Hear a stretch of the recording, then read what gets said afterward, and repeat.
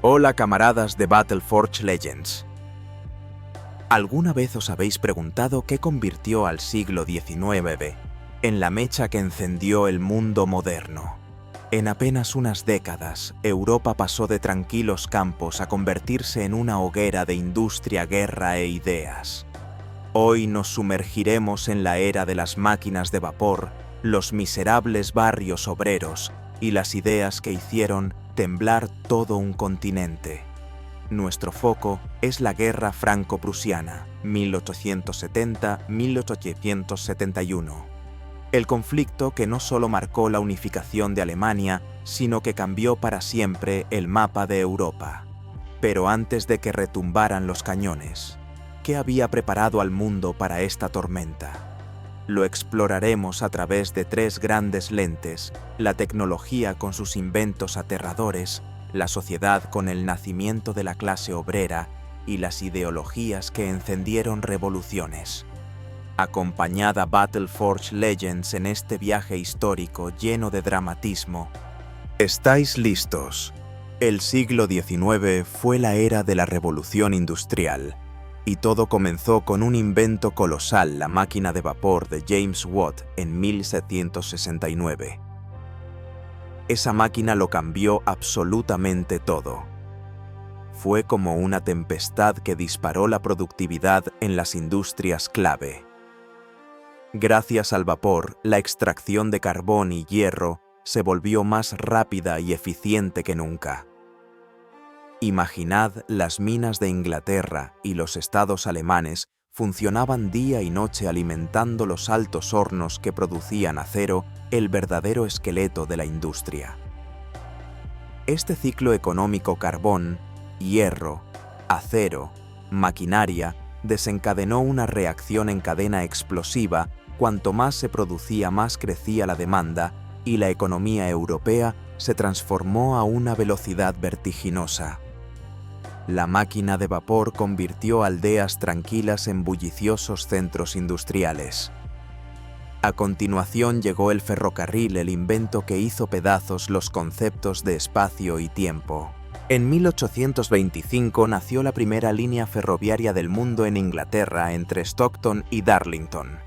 Solo 2 años después, en 1827, Francia y los estados alemanes comenzaron a construir sus propias redes.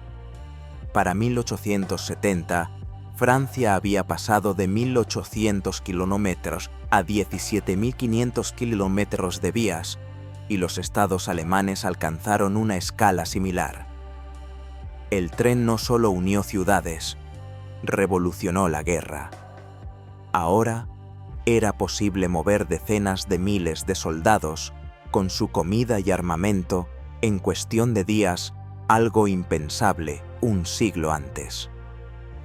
Imaginad un ejército prusiano saliendo de Berlín y llegando a la frontera francesa en tiempo récord. Todo gracias a las locomotoras de vapor.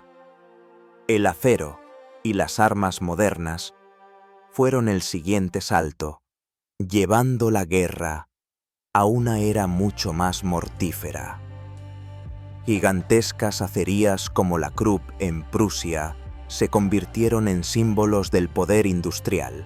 Fabricaban cañones que disparaban a varios kilómetros acorazados prácticamente invulnerables y, sobre todo, fusiles de retrocarga, breech loading rifles. Estos fusiles disparaban más rápido y con mayor precisión, convirtiendo los campos de batalla en mataderos.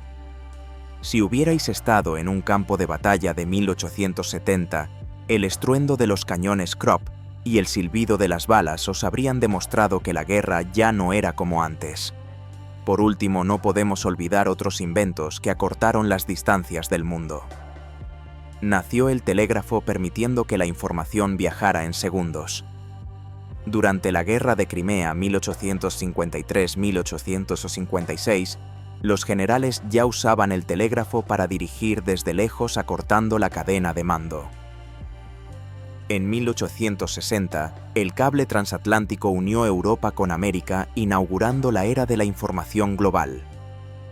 Además, la electricidad, los avances agrícolas y la medicina moderna empezaron a mejorar la vida, aunque solo para una minoría. Estos inventos no eran solo herramientas, eran los cimientos de un mundo nuevo, donde tecnología, sociedad y guerra se entrelazaban llevándonos al umbral mismo de la guerra franco-prusiana. Ahora pasemos a las consecuencias sociales de la industrialización. La revolución industrial no solo creó riqueza, trastocó toda la estructura social. La urbanización explosiva fue la primera gran marca de la época. Pequeños pueblos de apenas unos miles de habitantes se convirtieron en enormes ciudades industriales. Mirad Manchester, el corazón industrial de Inglaterra. En 1750 tenía 35.000 habitantes.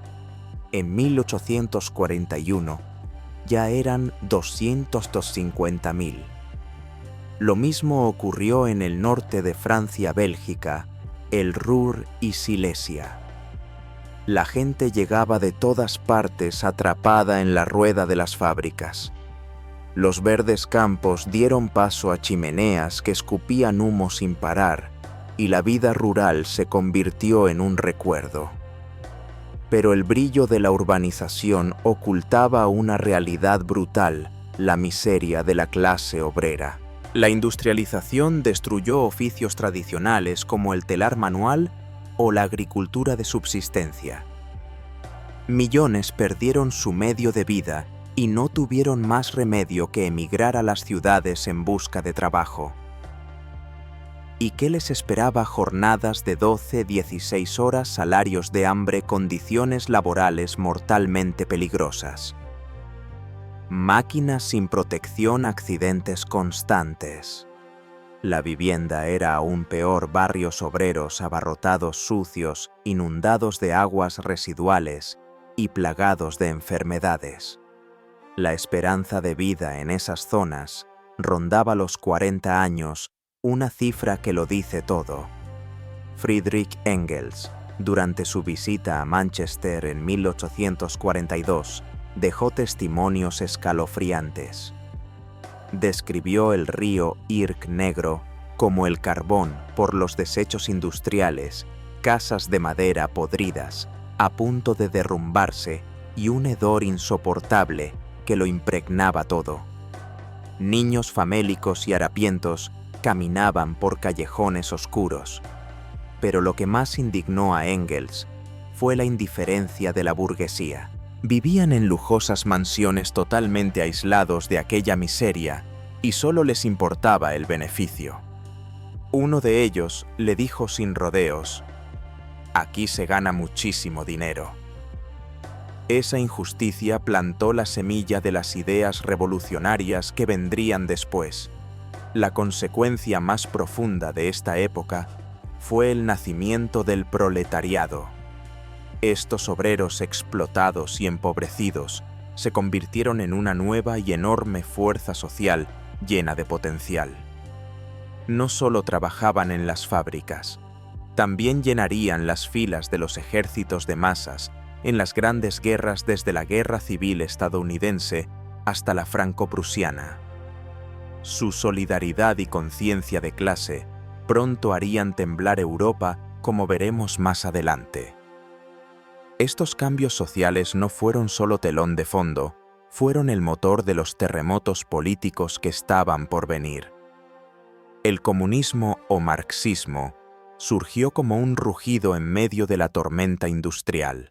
En 1848, Karl Marx y Friedrich Engels publicaron el Manifiesto Comunista, un documento que no solo analizaba, sino que llamaba a la acción. Argumentaban que la historia de la humanidad es la historia de la lucha de clases. La burguesía, dueña de fábricas y medios de producción, explota al trabajador mediante la plusvalía, el beneficio que el obrero genera, pero no recibe. Marx señalaba que la propiedad privada de la tierra y las máquinas era la raíz de la injusticia social. La solución: una revolución para derrocar el orden capitalista y entregar el poder a la clase trabajadora. El texto se extendió como el fuego entre fábricas y barrios obreros, inspirando movimientos por los derechos en toda Europa.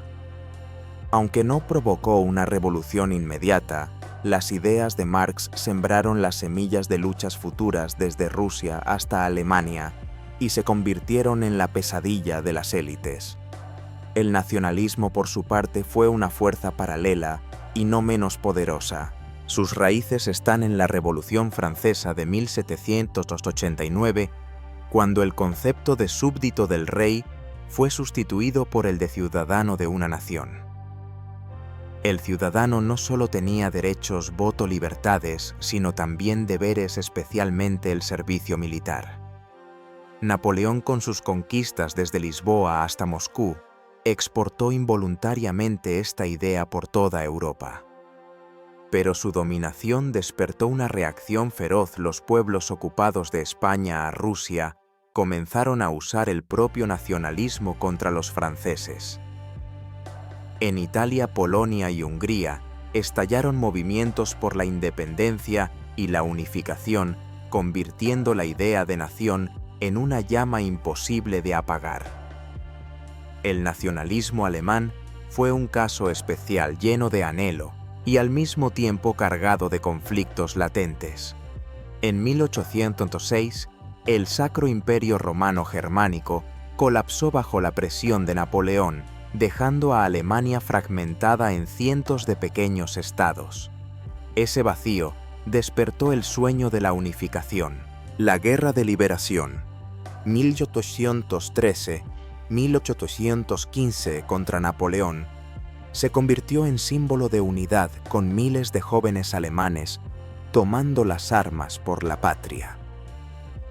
Pero quedaba una gran pregunta en el aire: ¿dónde está Alemania? La canción Was ist des deutschen Vaterland de Ernst Moritz Arndt resonaba como un desafío inquietante. El nacionalismo alemán definía la nación por lengua y cultura, lo que generaba disputas territoriales con polacos, daneses o franceses. Ese fue el pecado original del nacionalismo alemán, la ambigüedad de sus fronteras, fácilmente convertible en ambición expansionista.